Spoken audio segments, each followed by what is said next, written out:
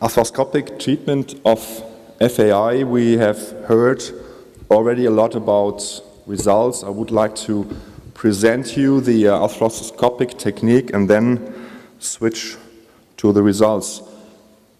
Before you start with arthroscopic treatment, I always recommend the surgeon to visit somebody who is doing this kind of procedure with an open approach, with a surgical dislocation, because it's very important to see what you need to do, where the deformity is, how you have to resect, where the vessels are entering the head-neck junction.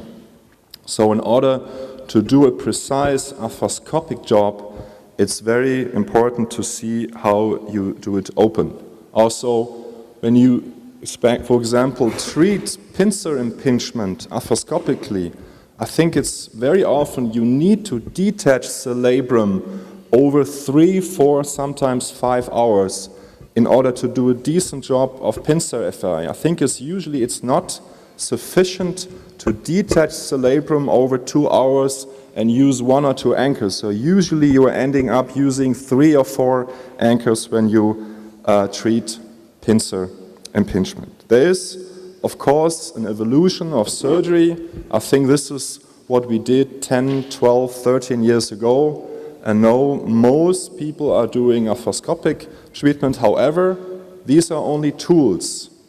You need to do a precise job, and I think it doesn't matter so much if you do it this way or that way. You have to do it the right way and to do a good job on the deformity. When we treat cam impingement, there are still indications where we need to do it open. If you have a severe slip or if there is significant retrotorsion of the proximal femur, I think this is still an indication for open surgery. This is usually the type of deformity, the cam deformity, what we have to deal with. When you see the deformity already on the AP view, if you have significant pistol grip deformity, you know it's getting more difficult, especially when you do it with a scope. It's much easier to remove the anterior part of the cam.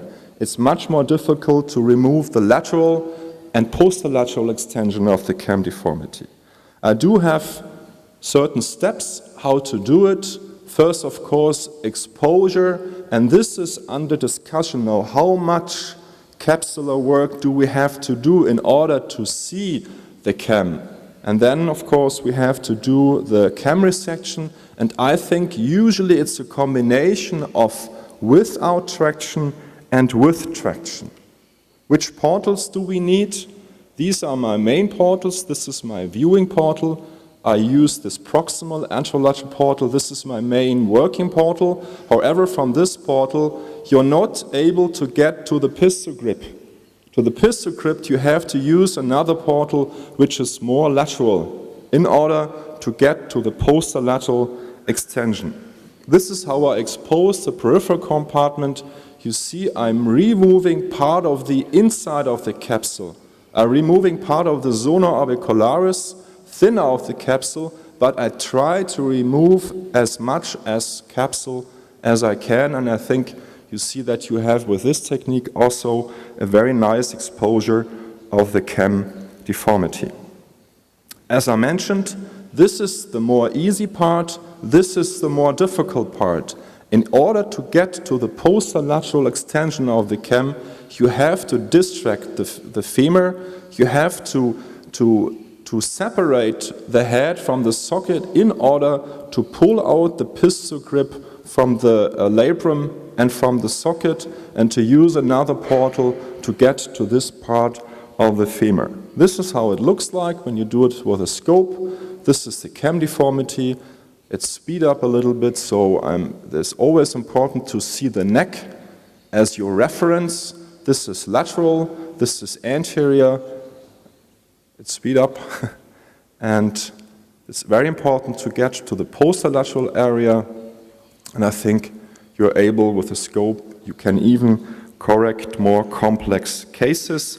As I mentioned, in order to get to the posterolateral cam deformity, you don't get there with the anterior portal. You have to establish another portal which is coming from the side in order to get to the lateral and posterolateral cam.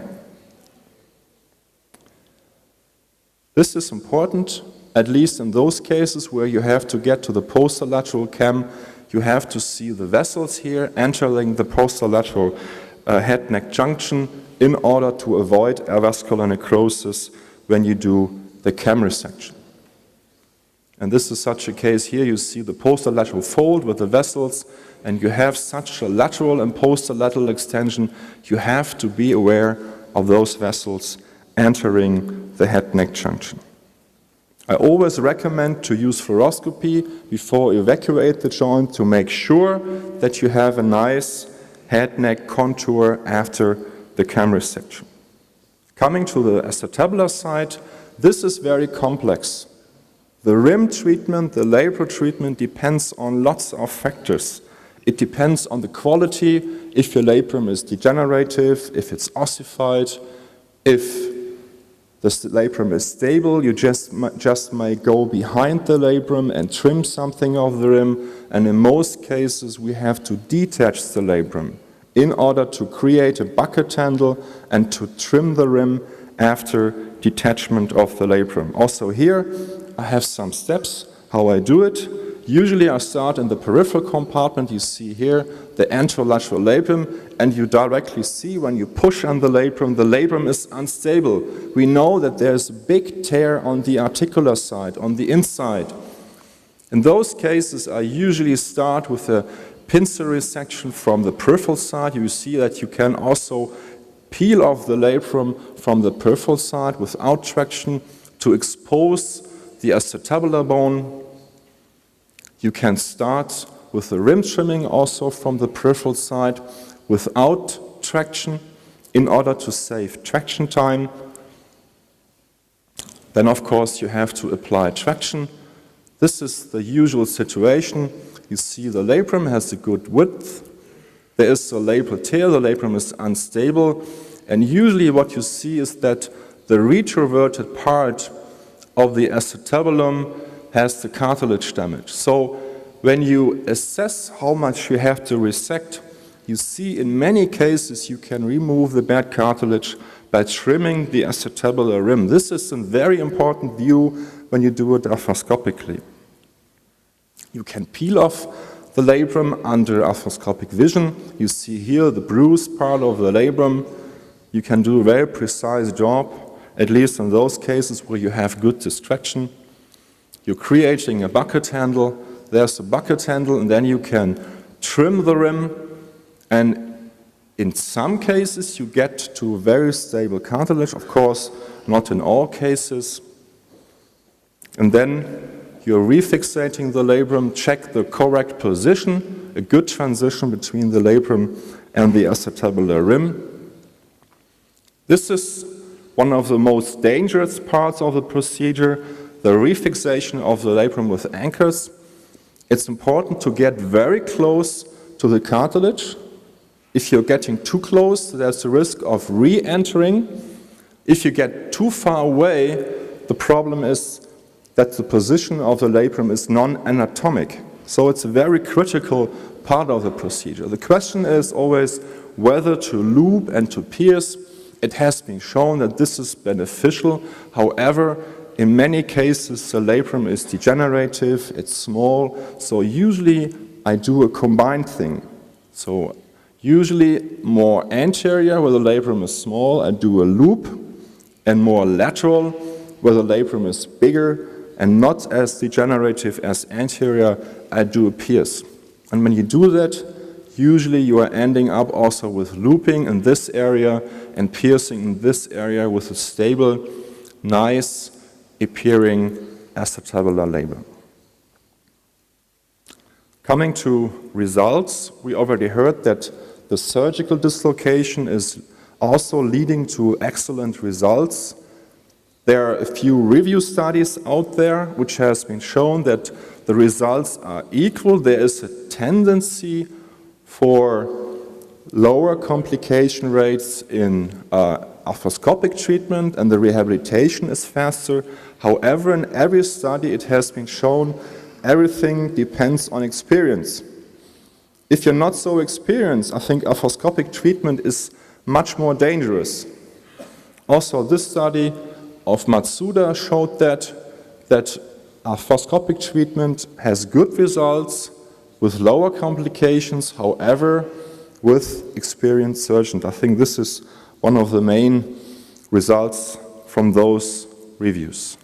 When you look at the arthroscopic treatment results, you see the results are very good.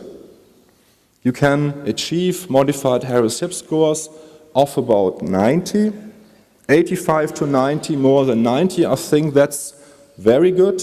I'm not sure if I always receive such good results.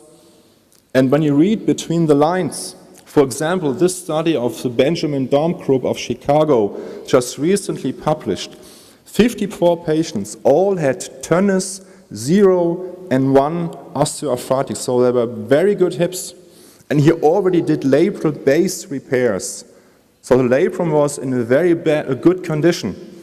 He had 2 total hip replacements and 3 revision scopes. So I think this is something what we have to consider, even if the modified Harris-Hip score was pretty good, or the rest of the patients, but we do have some complications. And he is a great surgeon. Benjamin Daum, I think, is one of the most experienced surgeons. We already have heard that the results for labral refixation are better. The long-lasting results are better, but also the results of resection, at least on the short term, are good. So I think there are still indications where the labrum is in a bad condition or ossified, where we can just remove the labrum and do not have to do a labral reconstruction right away. So as a take-home message, I think arthroscopy is a technically very demanding procedure. Lateral portal placement is important to get to the pistol grip deformity. Very often we are ending up with 3 or 4 anchors to treat pincer impingement. The results are good, are very good. However, I always tell my patients you have a risk of about 10% of not getting better what I am doing. I would like to invite you. We have our arthroscopy meeting in 2.5 weeks. We do have, again, live surgeries, 5 live scopes. Mark Philippon is coming, Brian Kelly, Michael Lehmann. I will put up some programs in the audience area upstairs. Thank you so much.